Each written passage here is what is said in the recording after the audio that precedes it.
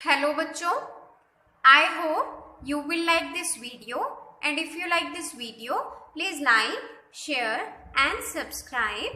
आज हम class 10th का chapter number 4 that is quadratic equation की example number 12 to example number 15 करेंगे.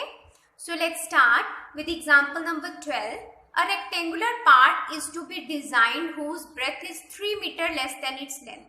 एक रेक्टेंगुलर पार्ट इस तरह से डिजाइन किया गया है कि जो उसकी ब्रेथ है वो लेंथ से 3 मीटर कम है.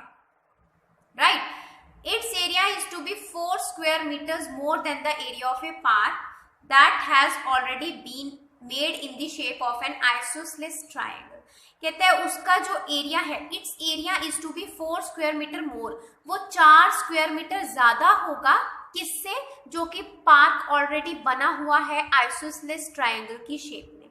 आइसोसेलेस ट्रायंगल कैसी होती है बच्चों, जिसकी दो साइड्स बराबर होती हैं. इसकी फिगर की कुछ इस तरह से बन जाएगी, जैसे ये कोई आइसोसेलेस ट्रायंगल है जिसकी दो साइड्स बराबर होती हैं और एक रेक्टेंगुलर पार्क है मान लो इस तरह से, जिसकी कुछ लेंथ होगी और कुछ ब्रेथ होगी. तो उसने कहा इसका जो भी एरिया आएगा वो इससे क्या होना चाहिए, 4 स्क्वायर मीटर ज्यादा होना चाहिए. इस तरह से है विद इट्स. अच्छा, यहाँ पर इन्होंने ये भी कहा है जो आइसोसेलेस ट्रायंगल है with its base as the breadth of the rectangular. इसकी जो बेस है वो ब्रेथ पे आएगी. इसका मतलब कुछ इस तरह से बनने वाली है.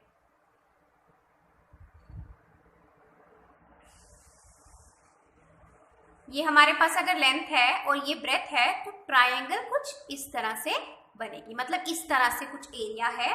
हमें base as the breadth of the rectangular part and of altitude 12 metre और उसका ऑल्टीट्यूड भी हमें दिया है 12 मीटर. हमें फाइंड करना है लेंथ और ब्रेथ कितनी है इस पार्क की. अब सबसे पहले हमें लेंथ और ब्रेथ फाइंड आउट करनी चाहती हूँ. क्वेश्चन में कहा गया है breadth is 3 metre less than its length. जो ब्रेथ है वो 3 कम है लेंथ से. 3 कम है किससे, लेंथ से. तो बच्चों ब्रेथ लेंथ से 3 कम है तो बराबर करने के लिए अगर देखो बच्चों यहाँ पर मैं -3 कर देती हूँ, इसका मतलब ब्रेथ और कम हो जाएगी -3. तो ऐसा नहीं होना चाहिए. तो हमारा -3 कहाँ ऐड होगा, इस तरफ होगा. बराबर करने के लिए ब्रेथ लेंथ से 3 कम है, लेंथ में से 3 कम किए तो ब्रेथ आ गई. आई होप अब आपको समझ आया होगा कि लेंथ में से 3 कम करेंगे, माइनस करेंगे तो हमारे पास ब्रेथ आ जाएगी. और 3 को अगर मैं इस साइड ले आऊंगी तो b+3 बन जाएगा l. अब यहाँ पर अगर मैं इस ब्रेथ को x मान लूं तो लेंथ कितनी आ जाएगी, x+3.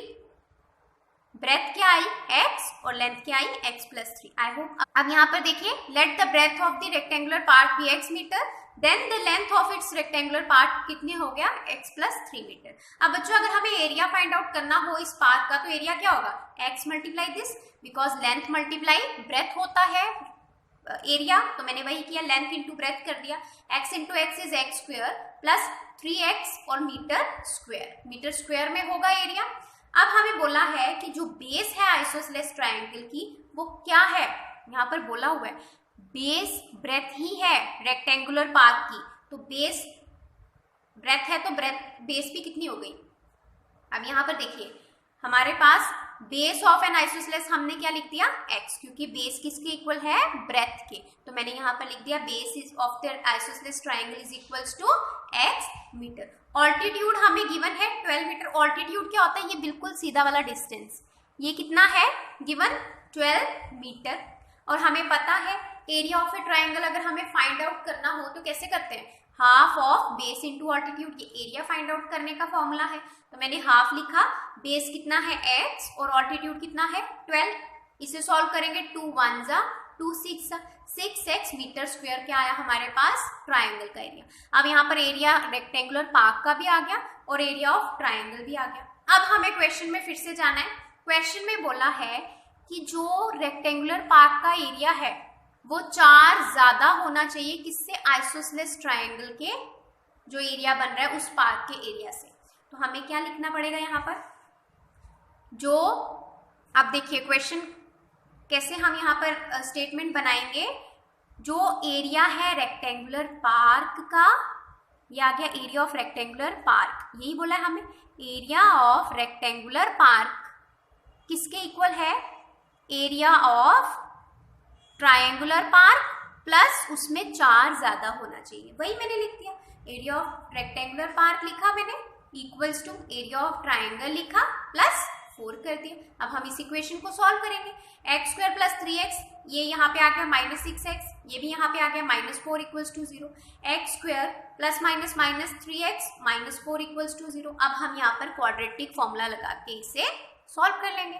यहाँ पर a क्या है बच्चों 1, b क्या है -3 और c क्या है -4। I hope a b c find out करने में अब आपको कोई प्रॉब्लम नहीं आती होगी, बिल्कुल इजी है।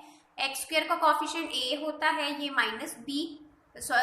ये b है -3 और c क्या है -4। अब हम फॉर्मूला लगाएंगे, फॉर्मूला लगाया x equals to -b plus minus √b square -4ac upon 2a, minus b की वैल्यू -3 प्लस माइनस b की वैल्यू -3 का स्क्वायर -4, a क्या है 1, c क्या है -4 अपॉन 2a, 2 इंटू 1, ये माइनस माइनस प्लस हो गया, 3 प्लस माइनस 3 3 जा 9, ये माइनस कैंसिल हो जाएगा बिकॉज इसकी पावर क्या है यहाँ पर 2, तो माइनस माइनस प्लस हो जाएगा 2 बार। इसका क्या मतलब होता है स्क्वायर का कि 2 बार इसे खोलो, तो माइनस माइनस 2 बार हो जाएगा तो वो प्लस हो जाएगा, इसलिए हम यहाँ पर प्लस नहीं माइनस नहीं लगाते।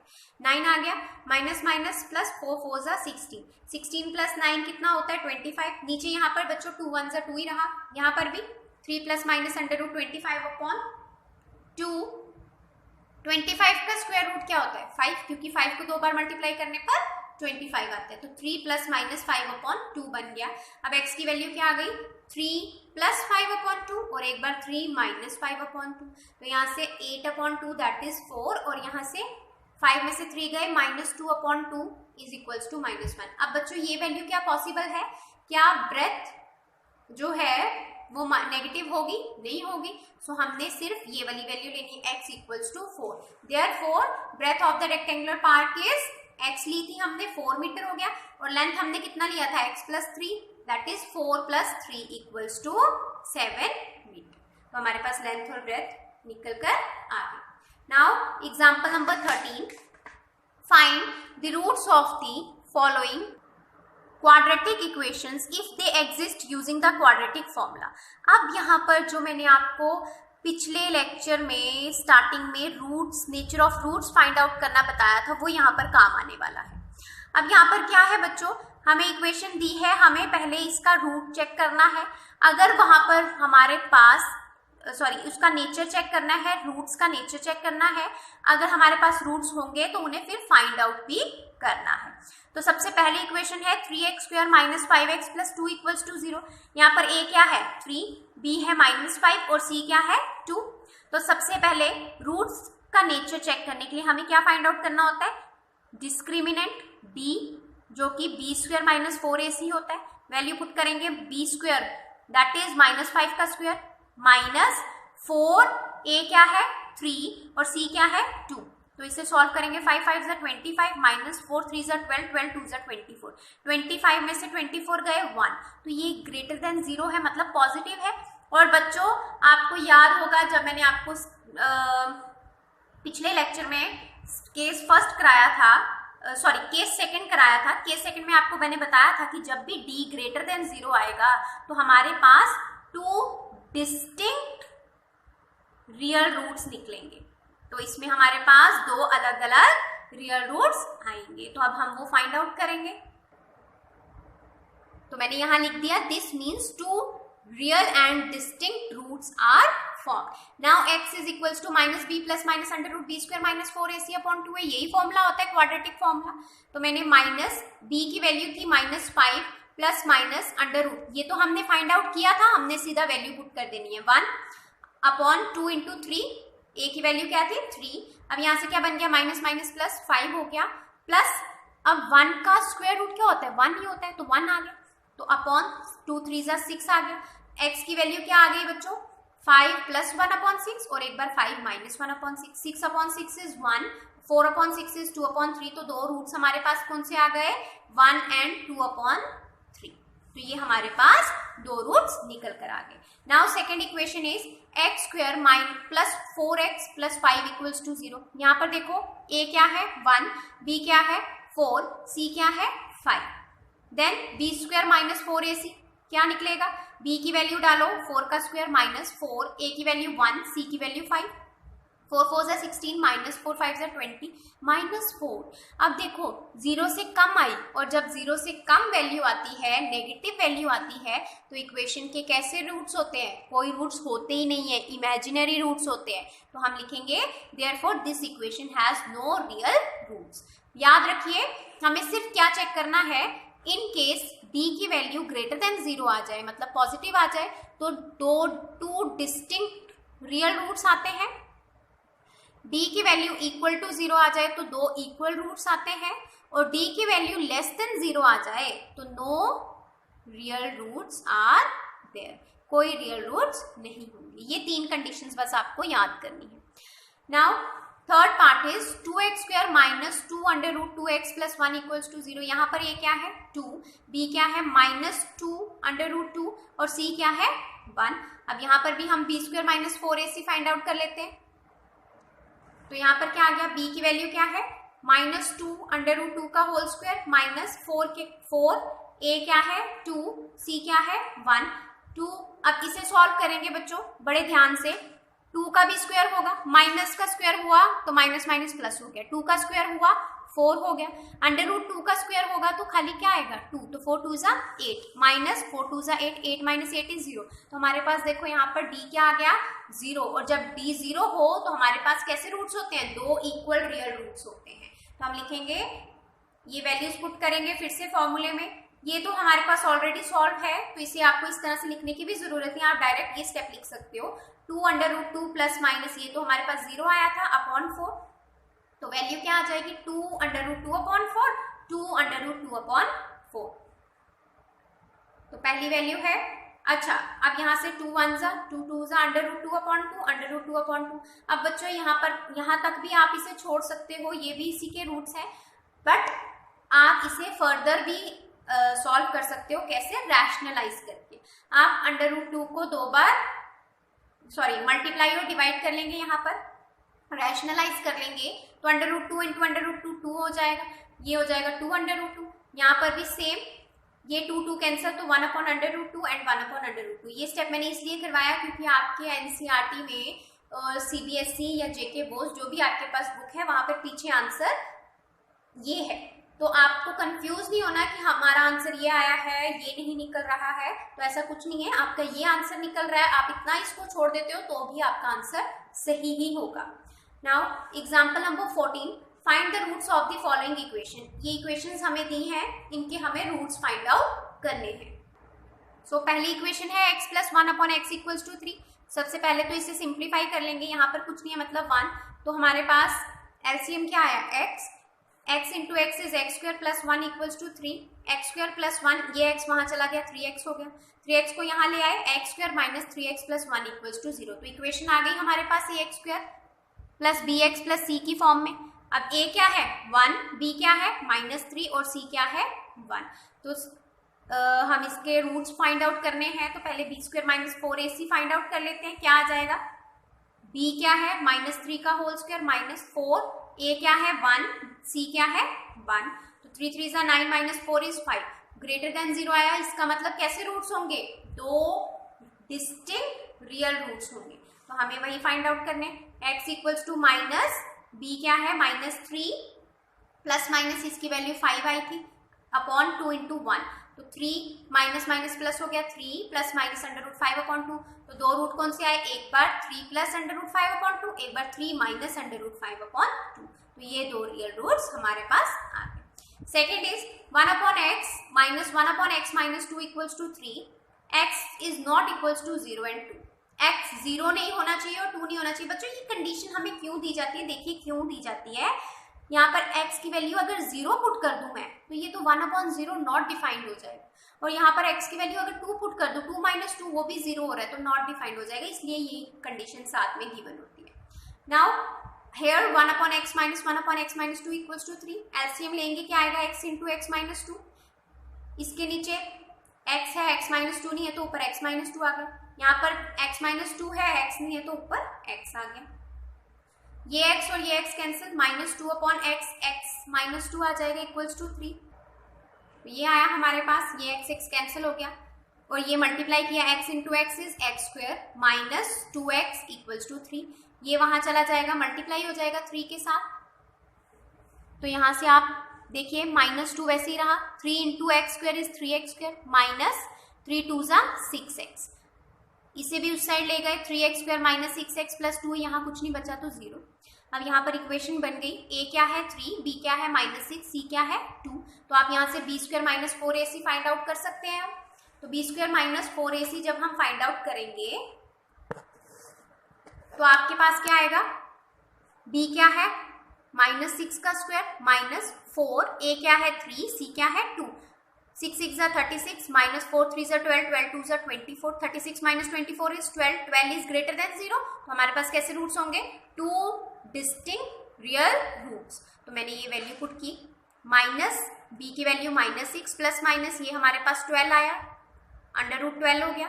अब बच्चों अंडर रूट 12 को मैं इस तरह से लिख सकती हूँ, देखो 2 6 जा 12, 2 3 जा 6, 3 1 जा 3, तो एक 2 तो बाहर आ सकता है ना स्क्वायर रूट से, और एक जो 3 है इसका पेयर नहीं बन रहा, तो 3 अंडर रूट स्क्वायर के अंदर ही रहा, तो हम इसे 2 अंडर रूट 3 लिख सकते हैं। तो मैंने वैसे ही लिख दिया, तो क्या बन गया, यहाँ से मैंने 2 कॉमन लिया, 2 3 जा 6, 2 बाहर चला गया प्लस माइनस अंडर रूट 3 और नीचे 6, 2 1 जा 2 3 जा, तो हमारे पास बना 3 plus minus under root 3 upon 3। तो x की वैल्यू क्या आ गई, एक बार 3 प्लस अंडर रूट 3 अपॉन 3 और एक बार 3 माइनस अंडर रूट 3 अपॉन 3, तो ये हमारे पास 2 रियल रूट्स आ गए, 2 रियल रूट्स आ गए।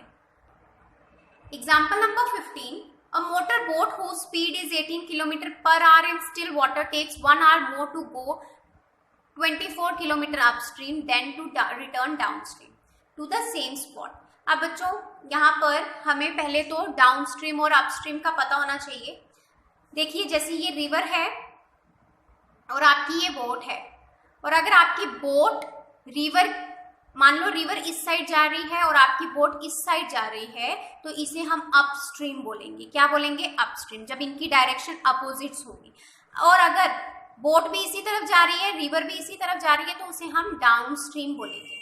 याद रखिए अगर डायरेक्शन अपोजिट है बोट और रिवर की, वाटर की, तो अपस्ट्रीम होगा, और अगर इनकी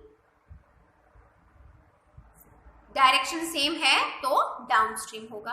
तो यहाँ पर उन्होंने कहा कि एक बोट है जिसकी स्पीड 18 किलोमीटर पर आवर है पानी में, वो 1 घंटा ज्यादा लेती है अपस्ट्रीम जाने में, 24 किलोमीटर अपस्ट्रीम जाने में, देन टू रिटर्न डाउनस्ट्रीम। मतलब अगर कोई बोट डाउनस्ट्रीम जाती है तो उसे मान लो x आवर्स लगते हैं, ठीक है, बट अगर वो अपस्ट्रीम जाती है तो उसको एक ज्यादा लग रहा है, इसका मतलब x प्लस 1 आवर लगेंगे। तो इस तरह से है।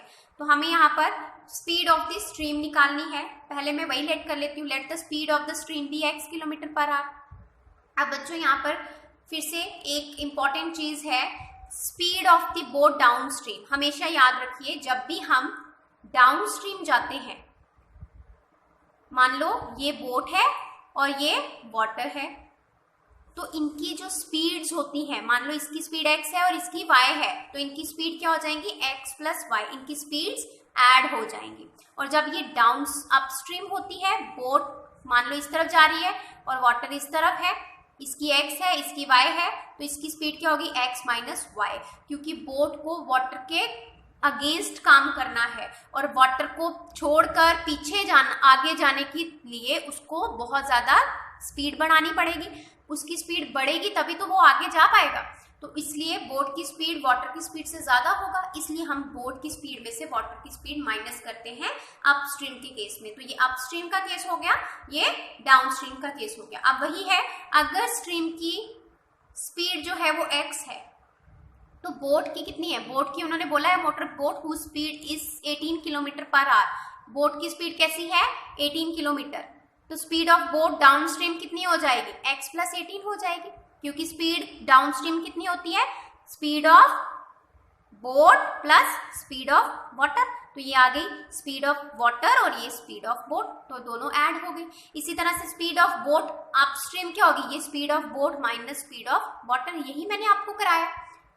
Now time taken to go downstream, अब डाउनस्ट्रीम जाने के लिए उसको टाइम कितना लगा होगा, डिस्टेंस तो सेम है, 24 किलोमीटर जाना था। 24 किलोमीटर जब वो डाउनस्ट्रीम गई होगी, अब आपको पता है डिस्टेंस किसके इक्वल होता है, स्पीड इनटू टाइम। अगर यहाँ से मुझे टाइम फाइंड आउट करना है तो स्पीड नीचे चली जाएगी, डिस्टेंस अपॉन स्पीड कितना होगा, टाइम, वही हम फाइंड आउट कर रहे हैं। टाइम क्या है, डिस्टेंस अपॉन स्पीड, डाउनस्ट्रीम का डिस्टेंस स्पीड क्या है, x प्लस 18, वही मैंने लिख दी, 18 प्लस एक्स लिखो या x plus 18। Then time taken to go upstream कितना होगा, 24 अपॉन 18 माइनस एक्स।